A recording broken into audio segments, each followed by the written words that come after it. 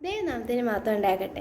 Judges, എന്നെ കേൾക്കുന്ന കൂട്ടുകാർ, മാതാപിതാക്കൾ എല്ലാവർക്കും കർത്താവായ യേശു ക്രിസ്തുവിൻ്റെ നാമത്തിൽ സ്നേഹവന്ദനം. ഇന്ന് പ്രസംഗ വിഷയമായി എനിക്ക് ലഭിച്ചത് വിശ്വാസം എന്നതാണ്. എബ്രായ 11:1 വിശ്വാസത്തെക്കുറിച്ച് വേദപുസ്തകം പറയുന്നത്, വിശ്വാസം എന്നതോ ആശിക്കുന്നതിൻ്റെ ഉറപ്പും കാണാത്ത കാര്യങ്ങളുടെ നിശ്ചയവും ആകുന്നു. ലോക പ്രശസ്തനായ എഴുത്തുകാരൻ രവീന്ദ്രനാഥ് ടാഗോർ വിശ്വാസത്തെക്കുറിച്ച് നിർവചനം നൽകുന്നത്, faith is the bird that feels the light when the dawn is still dark. പക്ഷികൾ വെളുപ്പിനെ ഇരുട്ടായിരിക്കുമ്പോൾ തന്നെ വെളിച്ചം വരും എന്ന പ്രതീക്ഷയോട് കൂടെ പാട്ടുപാടുകയും ശബ്ദമുണ്ടാക്കുകയും ചെയ്യുന്നു.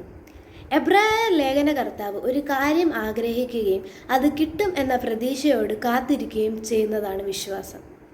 വിശ്വാസം എന്നതിന് തെളിവായി എബ്രായ കർത്താവ് അനേക വിശ്വാസ വീരന്മാരെ നിരത്തിക്കൊണ്ട് വിശ്വാസത്തിൻ്റെ തനിമ വളരെ വ്യക്തമായി എടുത്തു കാണിക്കുന്നുണ്ട്. ഒന്നാമതായി, വിശ്വാസം ദൈവമായിട്ടുള്ള ഒരു ഉടമ്പടിയാണ്. ഉടമ്പടി എന്നാൽ ദൈവവുമായി ഒരു കരാറിൽ എത്തിച്ചേരുക എന്നതാണ്.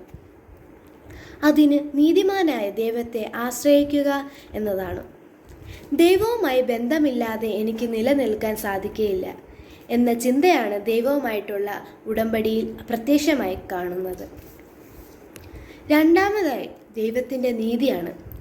മത്തായി 5:20 നിങ്ങളുടെ നീതി ശാസ്ത്രിമാരുടെയും പരീശന്മാരുടെയും നീതിയെ കവിയുന്നില്ല എങ്കിൽ നിങ്ങൾ സ്വർഗരാജ്യത്തിൽ കടക്കുകയില്ല എന്ന് രേഖപ്പെടുത്തിയിരിക്കുന്നു.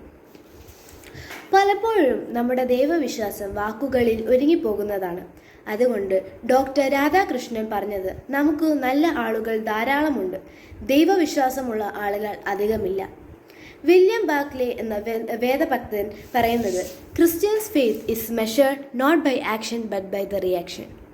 നമ്മുടെ നടപടി അല്ല, നമ്മുടെ പ്രതികരണമാണ് നമ്മുടെ വിശ്വാസത്തിൻ്റെ അളവുകോൽ. വിശ്വാസം സ്നേഹത്തിൽ അധിഷ്ഠിതമാണ്. 1 കൊരിന്ത്യർ 13:13 ആകയാൽ വിശ്വാസം, പ്രത്യാശ, സ്നേഹം ഇവ മൂന്നും നിലനിൽക്കുന്നു. ഇവയിൽ വലുതോ സ്നേഹം തന്നെ.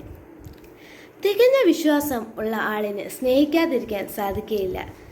നമ്മുടെ വിശ്വാസമാണ് നമ്മുടെ അനുഗ്രഹത്തിന് നിദാനമായിരിക്കുന്നത്. യേശു ക്രിസ്തുവിൻ്റെ ശിഷ്യന്മാർ യേശുവിൻ്റെ അടുക്കൽ ചെന്ന് ഞങ്ങളുടെ വിശ്വാസം വർദ്ധിപ്പിച്ചു തരണം എന്നപേക്ഷിച്ചു. അതിൻ്റെ പ്രതിഫലനം 12 ശിഷ്യന്മാരുടെയും ജീവിതത്തിൽ അവസാനം വരികയും കാണുവാനും സാധിക്കും. അവരെ പോലെ നമുക്ക് വിശ്വാസവീരന്മാരായി നിലനിൽക്കുവാൻ ദൈവത്തിൻ്റെ പരിശുദ്ധാത്മാവ് സഹായിക്കട്ടെ എന്ന പ്രാർത്ഥനയോടെ എൻ്റെ വാക്കുകളെ ഉപസംഹരിക്കുന്നു.